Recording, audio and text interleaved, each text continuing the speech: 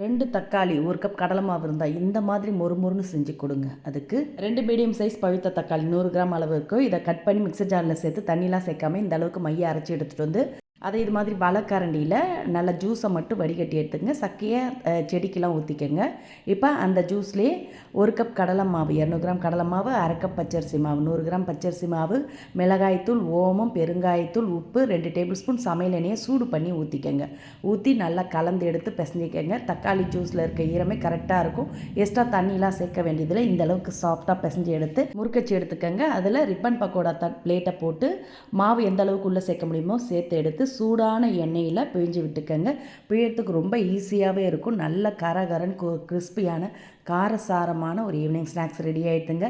வீட்டில் இருக்கக்கூடிய பொருட்களை வச்சு சிம்பிளாக இது மாதிரி ஒரு முறை ட்ரை பண்ணி பாருங்கள். தக்காளி ஃப்ளேவரில் நல்ல காரசாரமான மொறுன்னு கிறிஸ்பியான ஸ்நாக்ஸ் ரெடி. கண்டிப்பாக செஞ்சு பாருங்கள்.